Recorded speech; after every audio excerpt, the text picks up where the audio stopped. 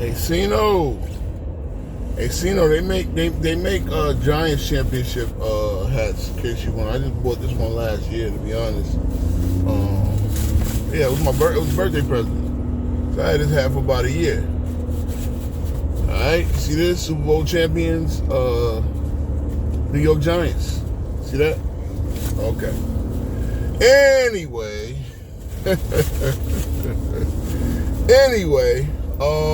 I want to kind of throw my hat in the ring and settle a controversy. This is going to be a face forward video today, bros. I'm going to get in the camera for this one. But I want to settle a controversy, the Nikola Jokic situation. And shout out to my boy. It's funny, man, because it's one of these little issues that separate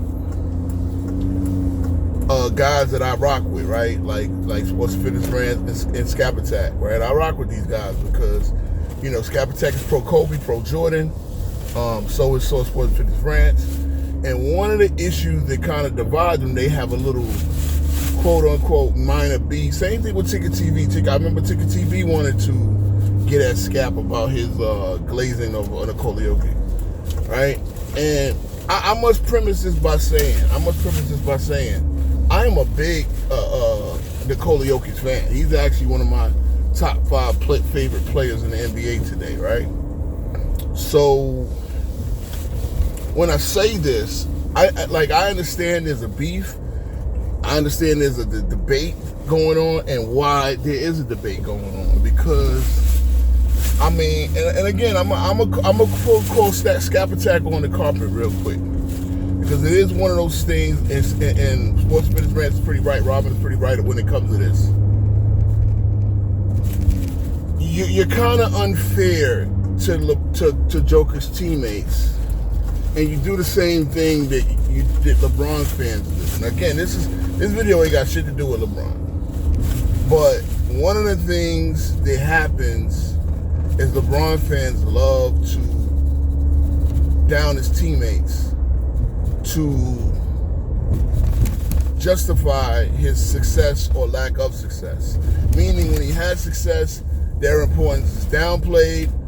When he doesn't succeed, they're blamed, right? And that's the contradiction. That's the contradiction Scap Attack walks in when it comes to the Nikola Jokic subject that he talks about a lot, right?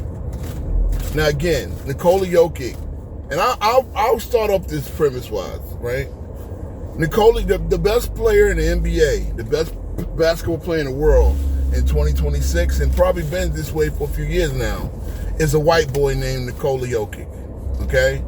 I know how good he is. I know his limitations. I see his remarkable IQ, right? I see his ability to enhance his teammates. And it's one of those things that makes him special. It's one of those things that help the Denver Nuggets achieve the levels of success they have. Now, I believe this. Nikola Jokic is today's version of Larry Bird, right? A guy who is just a terrific basketball player, who is not the most physically gifted player in the world. And with that, his game is predicated on IQ, a great skill set, and just the IQ of knowing how to play on both sides of the ball. And that's the key, right? Because when it comes to the things that keeps him from being the perfect player, it is his limited athleticism and foot speed, right? And that's something that Larry Bird had to deal with in his era, where he is smart enough as a basketball player to make, he's smart enough as a basketball player, he's skilled enough to not be the quickest, best athlete, yet still be unguardable, yet still not, like, you can't torch this guy.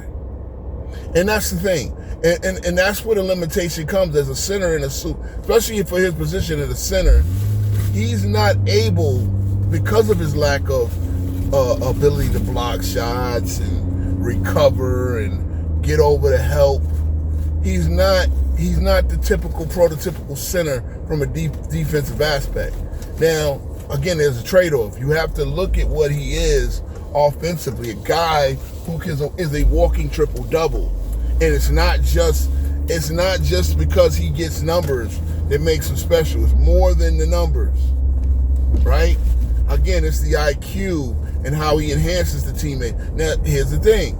The teammates get blamed when the Denver Nuggets aren't successful.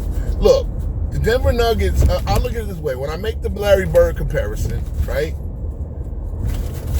Nikola Jokic is Larry Bird, but he's not playing for a Red Auerbach run Celtics organization. And that's the difference. So the championship, and y'all can say that the competition level wasn't that great when he won the championship, he still won it. He still damn near averaged a triple-double. He averaged a triple-double throughout the Western Conference playoffs. And, was just a few, basically being so much better than Miami, where his assist numbers dipped below the 10-point mark, where he didn't average 10 assists for the entire, so he didn't have 10 assists in the finals. It dipped his average on the team. He could have won a championship averaging a triple-double. And he almost did so. Special. Okay, you can tell me about the competition, it's special. Now, the Denver Nuggets, here's the thing. The one thing that they lack, and again, Nikola Jokic does not provide it himself, is that offensive athlete, that slasher, dominant athlete. Like, you're not getting, Murray is a great operator. He's a great point guard, shooting guard in a point guard's body. He has great point guard skills. If you saw the assist numbers when Jokic was sidelined, and again, and this is the thing, Scap, you have to acknowledge how good they were when he wasn't there. The same way, one of the things that got the MVP for him was how good they were when Murray wasn't there. Like, they didn't fall apart. So again, this is where the marriage of, hey, Murray's a pretty good damn good number 2. He's not a bum. He made the All-Star this year, finally. Okay? He's always been an All-Star caliber player. Considering what the All-Star game is now, it has gone pretty much to be a wayside of a joke. You know what I'm saying? So, but still an honor to be an All-Star, and he is that. Okay, he definitely is that, and I think that's where the marriage has to be made. Again, I'm a Nikola Jokic fan, but I'm not a Nikola Jokic glazer. I don't glaze anybody. Okay, right? My favorite player in the league right now is Russell Westbrook, because he's been in the league as long as I've been a fan of his since college. Right? Guys that I'm a fan of, usually, I'm a fan when I first started watching them play. So Nikola Jokic, it's definitely one of my top 5 players. You could say probably 3rd or 4th. If you look at the guys that I do like, they're all the triple-double guys. They're all guys that are well fundamentally sound. Funny, Westbrook isn't that fundamentally sound, but he is so good at so many aspects of the game that, and again, another one, Giannis, he's my second favorite player. I like these guys that are triple-double threats. I like these guys. Grant Hill was my favorite. Magic was my favorite. Jason Kidd. I like the guys that control the game in more than one way. I like guys that can control the game without even scoring a lot. That's the guys that I like as basketball players.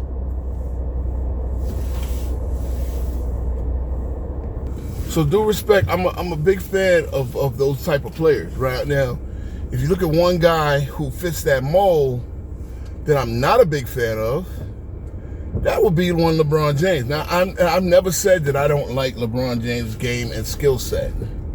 What I don't like is LeBron's lack of adjustability, his heliocentric. Because again, you look at it this way.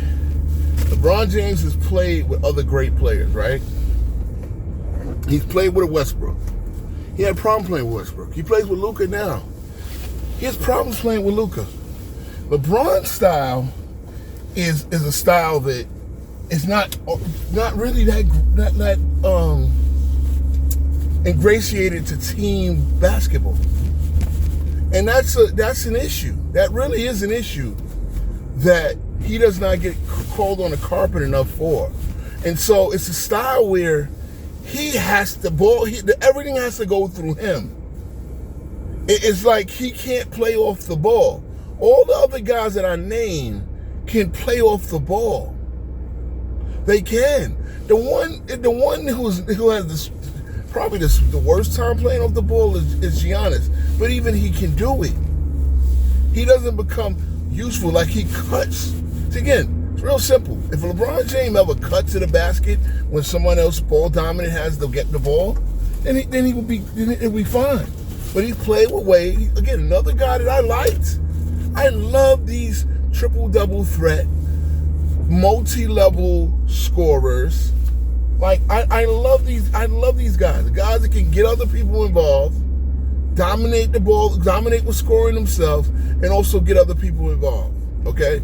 So again, this video is not about LeBron James, because I just, as I was listening to my favorite players, I don't want people to come in the comment section and be like, oh, but why are you so hard on LeBron? It's not LeBron's necessarily game and skill set that I'm not a fan of. It's his mindset. And his mindset is he's not that high of an IQ player to where he can play without dominating the ball. And it's actually held his teams back. So again, Jokic is a terrific player. And Jokic, and again, that's one thing. One thing Scap Attack does have right is that Denver isn't exactly, they're not exactly the most shrewd organization. They have not surrounded him, and I think that's one of the issues. If they surrounded him with a couple more athletes, now look, they got a guy named They got Aaron Gordon, who's in and out of the lineup. The guy, I forget the forward this one. He's a really pretty good athlete too. I forget his name, man. But Christian Brown, decent athlete. Don't think because he's white, because the guys are white, they're not athletes. There's some pretty good white athletes. Christian Brown is a pretty good athlete, underrated athlete, good shooter. When you look at the numbers, hey, these guys got great shooting splits. So, but they don't exactly fill in everything they need, right? They lost KCP, and after winning the championship, they lost KCP, and they lost Bruce Brown, right? Big part of what made them great. Those 3-and-D wings who could be lockdown defenders on the perimeter. And that's it. They don't have again. Because that's the knock on him, is he's got the Larry Bird, the 3 MVPs that Larry Bird has, but he does not have the success that a Larry Bird would have. But that's only because Denver Nuggets aren't as dominant an organization as the Celtics were, right? In the 80s. Same thing with Luka in Dallas. Good organization, not great. They got to a finals and lost, right? There was still things missing on that team. But, look, Larry Bird in the grand scheme of things is better than both players because he was able to drive his team to championship the year 2, right? But they have a lot of what made Larry Bird great, and that's why I make the comparison with these guys. They're a modern day version of Larry Bird, and both one is the point guard, the other is the center, right? Again, the offense runs through him. He, like Luka, like I said, Nikola Jokic is great. That Serbian is the best player in the world. And again, okay, I would, trust me, my second favorite player being Giannis, I would love to give him the title. But objectively, he doesn't have it right now. He just doesn't. He's not, he hasn't been out of the first round since his championship. You can see Luka has, okay? Jokic has. He hasn't been out of the first round, and he's off injured. So what's one of the things that makes Giannis great is his physical ability. It's one of the things that also keeps him injury prone. While one of his Joker is not a leaper. Joker's not a player who leaps and does all that stuff. Therefore, he's not. Now he had a knee injury this year. But he's not susceptible to injury the way Giannis is, and that kind of works in his favor. You know what I mean? So I'm gonna end it here. I think that's the kind of disconnect that Jokic does not need excuses. Jokic has had a pretty successful career. He is definitely the best player in the league right now. I mean, if you want to say it's SGA, okay, cool. I still think Joker's better. I think SGA has been terrific, but I think Joker has been at this level a little bit longer, and I think it will be settled. And I still got Denver going to the finals. All right, so Scab Attack, chill out, man. Denver's definitely a contender. They're definitely one of the best teams in the West, and we're gonna duke this out come the playoffs. But yeah, that little skirmish, that little beef, I see what's going on, and I think that there needs to be a level set into that conversation. So I'm gonna wrap it up here, and I'll talk to you later.